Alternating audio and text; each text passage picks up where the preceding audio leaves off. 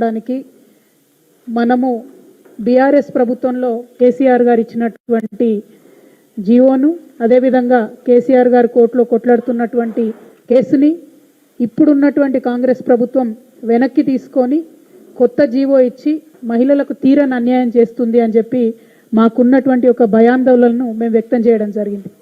ఆనాడు కాంగ్రెస్ వాళ్ళు చాలామంది మాట్లాడుకుంటూ తప్పుతో పట్టిస్తూ ఉన్నారు, అటువంటి నష్టం కూడా మహిళలకు జరగదు అనేటటువంటి అంశాన్ని వాళ్ళు చెప్పారు. కానీ అప్పటికి ఇప్పటికీ మొన్న గురుకులాలకు సంబంధించి 626 పోస్టులను ఈ ప్రభుత్వం ఫిల్ చేయడం జరిగింది.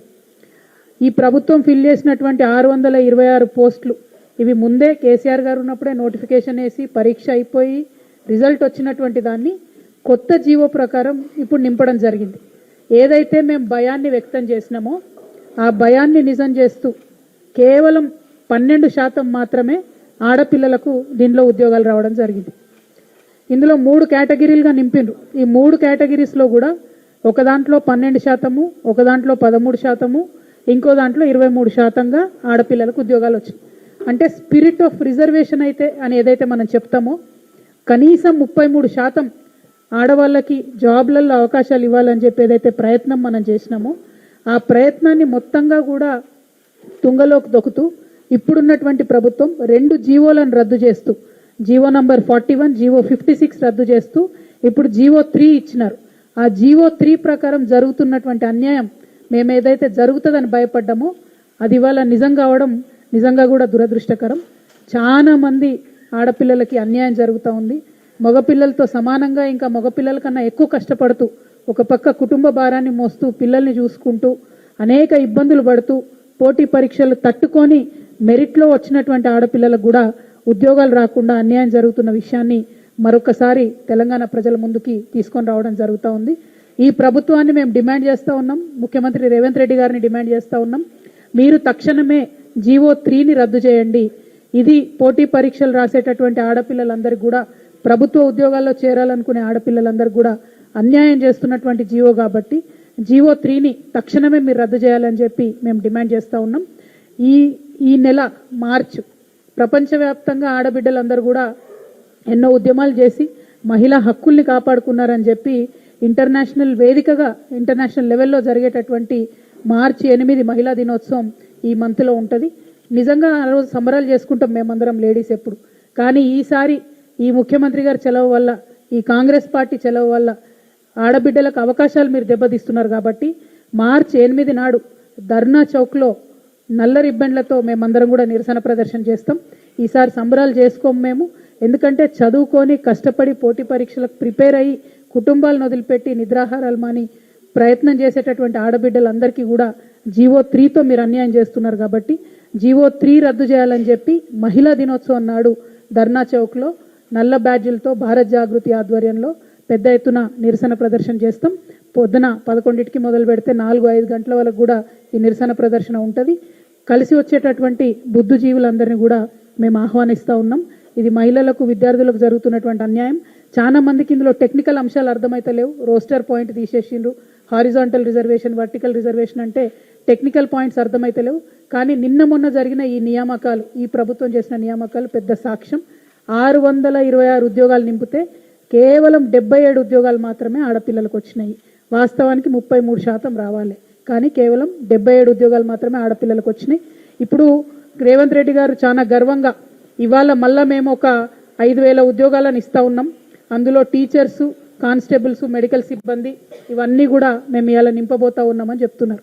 నిజానికి ఈ ప్రభుత్వం వచ్చిన తర్వాత Singareni, nursing staff officers, police, fire, transport, excise, jails ఇవన్నీ కలిపి 28,000 ఉద్యోగాలు ఇప్పుడు నియామక పత్రాలు ఇచ్చినారు. కానీ తెలంగాణ ప్రజలందరి దృష్టికి తీసుకొచ్చేది ఏంటంటే ఈ 28,000 ఉద్యోగాలు కూడా కేసీఆర్ గారి ప్రభుత్వంలోనే నోటిఫై అయినాయి, అప్పుడే పరీక్షలు అయినాయి, అప్పుడే రిజల్ట్ వచ్చినాయి. నియామక పత్రాలు మాత్రం కాంగ్రెస్ ప్రభుత్వం ఇస్తుంది. సో మీరు ఏదైతే సంవత్సరంలో 2 లక్షల ఉద్యోగాలు ఇస్తామని చెప్పినరో ఆ 2 లక్షలల్లో ఈ 28,000 తీసేయాల్సి ఉంటుంది. ఈ ప్రభుత్వం వచ్చినాక ఇచ్చినటువంటి ఒకటే ఒక నోటిఫికేషను డిఎస్సి నోటిఫికేషను, అది 11,000కి ఇచ్చిండ్రు. గ్రూప్ 1 నోటిఫికేషను ఇదివరకే ఉన్న 500 ఉద్యోగాలకు ఇంకొక కొత్తగా 63 ఉద్యోగాలు కలిపి కొత్త నోటిఫికేషన్ మళ్ళీ ఇచ్చిండ్రు తప్పితే ఇంకొకటి కాదు. కానీ ఈ జీవో 3 రద్దు చేయకుండా మీరు డిఎస్సి నోటిఫికేషన్ ఇచ్చినా, గ్రూప్ 1 నోటిఫికేషన్ ఇచ్చినా ఆడపిల్లలకు అన్యాయం జరుగుతుంది. కాబట్టి ముందు జీవో 3ని రద్దు చేసి నోటిఫికేషన్లు ఇవ్వాల్సిందిగా ఈ ప్రభుత్వాన్ని మేము డిమాండ్ చేస్తూ ఉన్నాం. అట్లనే ఇప్పుడు గురుకుల దాదాపు 6,000 పైగా పోస్టులు ఉన్నాయి. దాన్ని అసెండింగ్ ఆర్డర్లో నింపుతూ ఉన్నారు. దానివల్ల చాలా తీవ్రమైనటువంటి నష్టం జరుగుతుంది. ఒకటే అభ్యర్థికి 2-3 ఉద్యోగాలు వచ్చినటువంటి నేపథ్యంలో ఆ అభ్యర్థులు ఉద్యోగాల్ని వదులుకోవడం అంటే రిలింక్విష్మెంట్ అనేటటువంటి అంశాన్ని ముందుకు తీసుకొస్తే చాలా మందికి న్యాయం జరుగుతుంది. ఆ అంశాన్ని ముందుకు తీసుకెళ్లవలసిందిగా నేను ప్రభుత్వాన్ని డిమాండ్ చేస్తూ ఉన్నాను. ఎన్ఓసి తీసుకొని వచ్చినటువంటి జాబ్లలో ఒక జాబ్ సెలెక్ట్ చేసుకునేటటువంటి అవకాశం అభ్యర్థులకు ఇవ్వాలని చెప్పి మేము డిమాండ్ చేస్తూ ఉన్నాం. ఇంకా మిగిలిన DL, JL, librarian, TGT, PGT ఇవన్నిటి కూడా నోటిఫికేషన్ ఇచ్చి త్వరలో భర్తీ చేయాలని కూడా డిమాండ్ చేస్తూ ఉన్నాం. March 8న జరిగేటటువంటి ధర్నాకి పెద్ద ఎత్తున మేము సంబరాలు చేసుకోకుండా మహిళా దినోత్సవం రోజు నిరసన చేస్తూ ఉన్నాం. కాబట్టి మా జర్నలిస్ట్ మిత్రులు, మిగతా పార్టీలు, ఆర్గనైజేషన్స్, ప్రజా సంఘాలు అందరూ కూడా కలిసి రావాలని చెప్పి మేము రిక్వెస్ట్ చేస్తూ ఉన్నాము. Thank you. జై తెలంగాణ.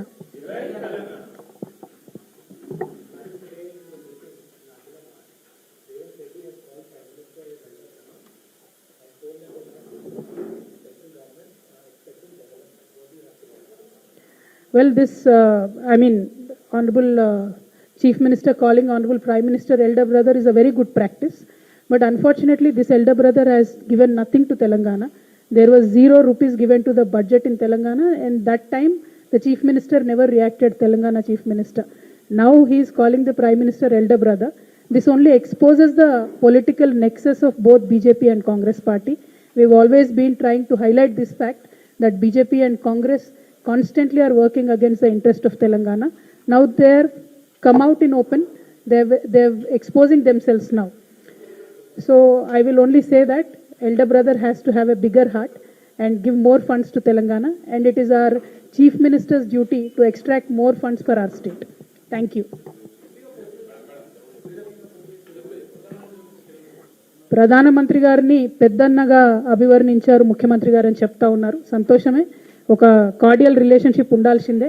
కానీ ఈ పెద్దన్న మరి మొన్న బడ్జెట్లో ₹1 కూడా తెలంగాణకి ఇవ్వకపోతే తెలంగాణ ముఖ్యమంత్రి గారు రియాక్ట్ అవ్వకపోవడం అన్నది చాలా దారుణం. వీళ్ళిద్దరూ ఏదైతే పెద్దన్న చిన్నన్న అని పిలుచుకుంటున్నారో, బడేమియా చోటేమియా అని చెప్పి, వాళ్ళిద్దరు నెక్సెసే ఎక్స్పోజ్ అవుతా ఉంది. అలా బీజేపీ కాంగ్రెస్ ఒకటే అని మేము చెప్తా ఉన్నాం.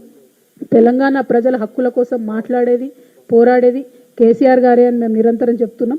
ఇవాళ అదే నిజమైంది. ₹1 అయినటువంటి ఆయన మీకు పెద్దన్న ఎట్లయితాడో, తెలంగాణ ప్రజల మీద ఆలోచన చేయనటువంటి వ్యక్తి మీకు పెద్దన్న ఎట్లయితాడో మీరు తెలంగాణ ప్రజలకు చెప్పాల్సిందిగా ముఖ్యమంత్రి గారిని మేము డిమాండ్ చేస్తా ఉన్నాం.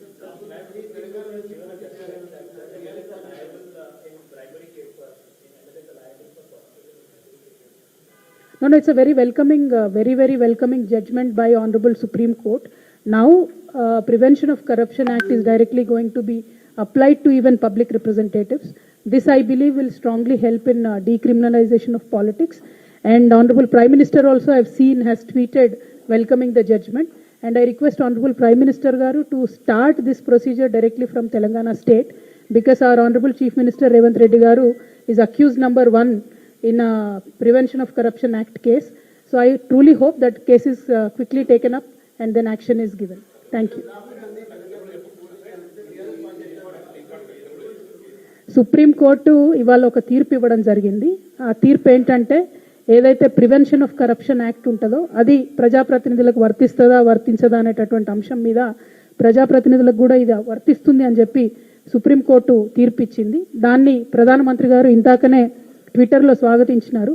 ప్రధానమంత్రి గారు స్వాగతించినటువంటి అంశాన్ని మేము కూడా స్వాగతిస్తూ, మరి ఈ రాష్ట్రంలో గౌరవ ముఖ్యమంత్రి రేవంత్ రెడ్డి గారు అక్యూజ్డ్ నంబర్ 1గా ఉన్నారు ఓట్ ఫర్ నోట్ కేసులో. ఆ కేసును త్వరితగతిన మరి కేంద్ర ప్రభుత్వం టేకప్ చేసి దాని prevention of corruption act apply అవుతుంది అనేటటువంటి అంశం సుప్రీంకోర్టు క్లారిటీ ఇచ్చింది. కాబట్టి ఆ కేసును తొందరగా టేకప్ చేయాలని చెప్పి ప్రధానమంత్రి గారిని మేము డిమాండ్ చేస్తూ ఉన్నాం. ఏం క్వశ్చనే? నేనా? అట్లాంటివన్నీ పార్టీ డిసైడ్ చేస్తుంది కదా బ్రదర్, నేను డిసైడ్ చేయగలుగుతాను. మా పార్టీ ఎట్లా డిసైడ్ చేస్తే అట్లా.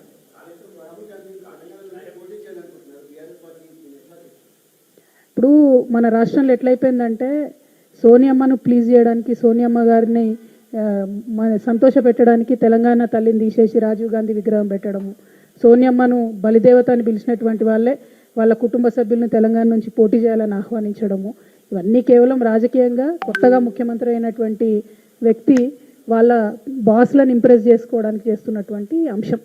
తెలంగాణ ప్రజలు రాహుల్ గాంధీ గారు వచ్చినా ఇంకెవరు వచ్చినా కాంగ్రెస్ పార్టీ చేసినటువంటి అన్యాయమైంది తెలంగాణకు. ఇప్పుడు కాంగ్రెస్ పార్టీ అధికారంలోకి వచ్చిన తర్వాత ఇచ్చినటువంటి మాటలు నిలుపుకుంటుందా లేదా, ఈ అంశాలను చూసి ఆలోచించి పార్లమెంట్ ఎన్నికల్లో ఓటేస్తారని చెప్పి నేను భావిస్తూ ఉన్నాను. రాహుల్ గాంధీ గారు వస్తే వెల్కమ్. ప్రజలు మాత్రం కాంగ్రెస్ పార్టీ మనల్ని మోసం చేసిన విధానాన్ని గుర్తించి రాహుల్ గాంధీ గారికైనా ఎవరికైనా ఓవరాల్గా కాంగ్రెస్ పార్టీకి వ్యతిరేకంగా ఓటేయాలని చెప్పి పిలిపిస్తా ఉన్నాను.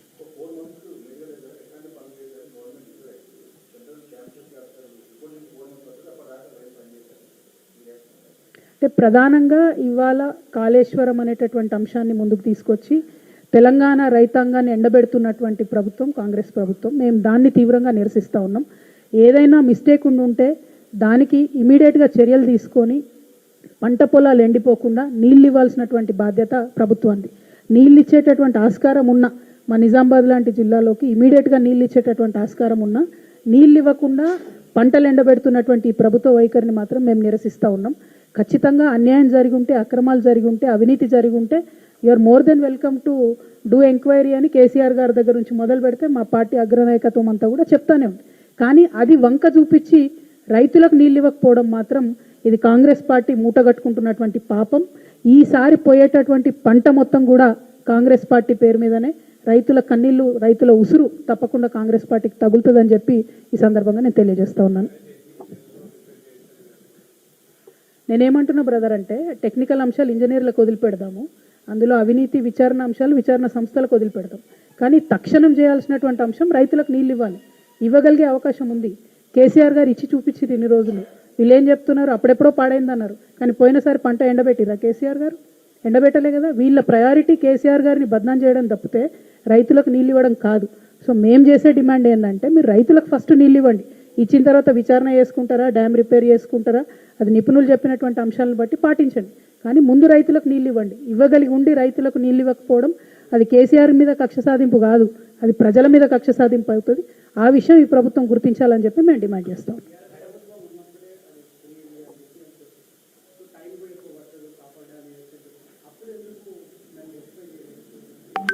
నేనేమంటున్నా బ్రదర్, అయిపోయింది. ఇప్పుడు ఉన్నటువంటి పరిస్థితులలో పంటకు నీరిచ్చే అవకాశం ఉందా లేదా ప్రభుత్వం చెప్పాలి.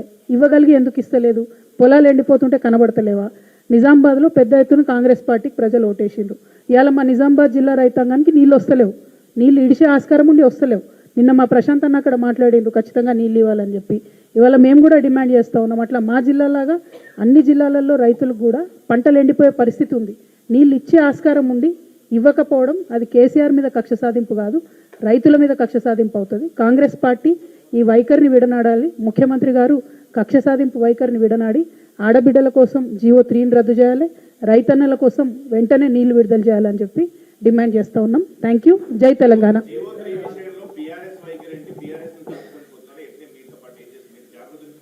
బ్రదర్, బీఆర్ఎస్ పార్టీ గత సంవత్సరంన్నర క్రితమే హైకోర్టు తీర్పు ఇచ్చింది, ఈ 2 జీవోలు రద్దు చేయండి, కొత్త జీవో తీసుకురండి అని.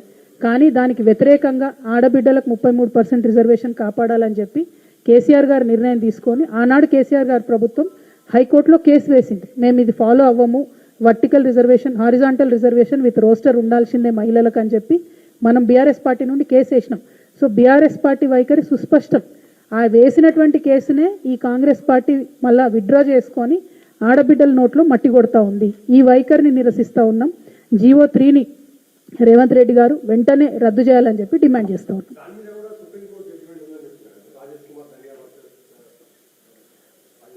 బ్రదర్, ఒక నిమిషం మళ్ళీ చెప్తా. రాజేష్ కుమార్ దర్యా కేసులో సుప్రీంకోర్టు మహిళలకు వ్యతిరేకంగా తీర్పిచ్చింది.